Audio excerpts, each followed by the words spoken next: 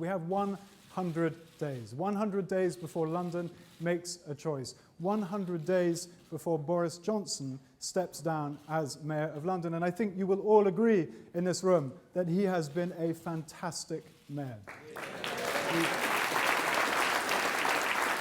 We've seen, I could spend hours telling you, but we've seen record investment. Our streets are safer than they have been for decades. Record number of jobs, record number of start-up businesses on his watch. He has put London back on the map. And I have to tell you, I've said this a lot in the last few weeks, and every time I say it, it reminds me just how lucky I am that he's not a candidate in this election.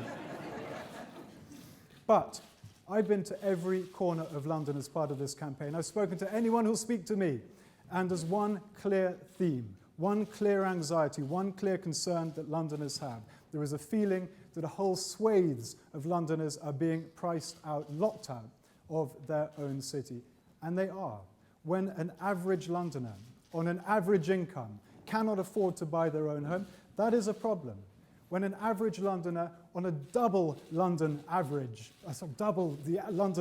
wage can't afford their own home, that is a crisis. And it's not just a political crisis, it is a social crisis. It's a business crisis, an economic crisis, and we need to take it head on. The next mayor, and probably the mayor afterwards, is going to have to find a way of taking that extraordinary success story that is Boris Johnson and turning it into something that matters for all Londoners, translating it across the board. Now, last week I launched this plan, which the Prime Minister has just described, more homes. That means closing the gap between what we know Londoners need and what we're currently building, making London more affordable to Londoners. Better transport, that means growing the network. And the reason we need to grow the network is not just so that people can get from one side of London to the other, not just to keep London moving, but because if we grow that network, we unlock the land we're going to need to deal with the housing crisis, which is the #1 issue in London. Cleaner air, but it's not just air, it's our environment, our living environment. London has one of the greenest, we are one of the greenest cities on earth. We need to protect and cherish our green spaces. We need to protect our green belt. But we also need to tackle the pollution in our air that is taking nearly 10,000 lives every year prematurely. This has become a big political issue. And of course, safer streets. That means protecting the resources that the police need. It means giving the police our backing, giving them the tools they need to keep London safe. That is what this plan will do. But here's the thing. None of that is possible, none of it, without a mayor who is capable and willing to work with government. And there's a simple reason for that. London depends almost completely on central government for its powers and for its funding. The first line in the job description of the Mayor of London is get a good deal from government and hold them to account where you need to. Duff them up if you have to, but get a good deal for this city. That is a prerequisite. And my record as an MP over the last 5 years, I hope, will prove to Londoners that I will do that. I've held government to account. I'm sure the Prime Minister in the private room would say that I've been a pain in the backside at times, but I have delivered for my constituents day in, day out. And I was rewarded just a few months ago with the biggest swing in my favour, the biggest increased majority in London, but one of the biggest swings in my favour in the country. A big mandate, big green light from the people who know me best. As a mayoral candidate, just for the last few months, I have also delivered for London. I negotiated with government to knock the housing bill into shape.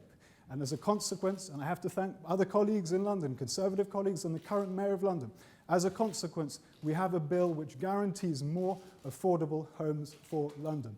I campaigned alongside my colleagues to have TfL classified as an essential service, and it is an essential service for almost everyone in London. That doesn't mean that there can't be strikes, and I'm not going to pretend it does, but it does mean that if there are strikes in TfL, that can only happen with a big democratic mandate.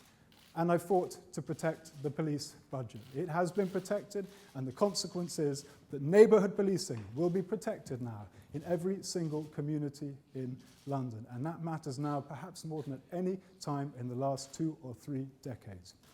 Now that compares with the alternative. A man, Jeremy Corbyn's candidate, whose record of delivery locally as you just heard, he inherited a rock-solid, safe Labour seat. He turned it miraculously in just a matter of years into a marginal, which compares incidentally with his record as a minister. He presided, I've recently discovered, he presided over a period as a housing minister, as a period of time where fewer houses have been built since the 1920s. His record is not all that hot. But even more than that, Sadiq Khan cannot deliver for London, and there's a reason for that.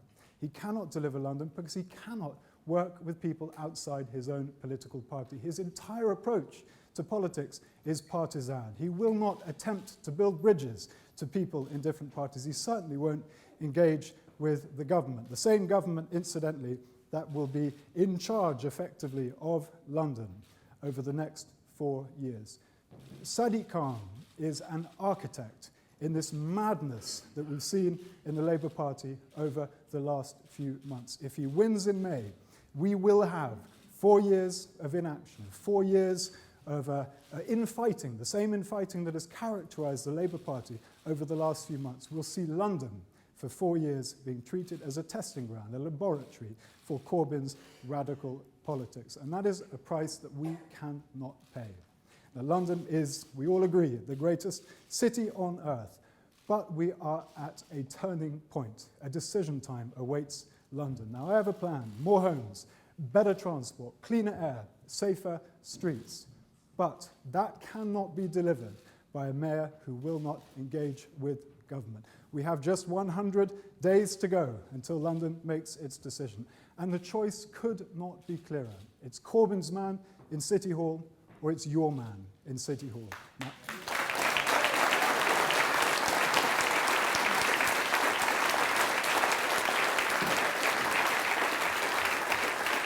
Now, I know that London can be made even greater still. I know that, and you know that. And I know that with your help, I will absolutely promise you that it will be. So big thank you to all of you who've come here today. Thank you for all the help you have already given me. I depend on you completely to get over the line in May. So please join me for the next 100 days. We will give this everything we have. Thank you.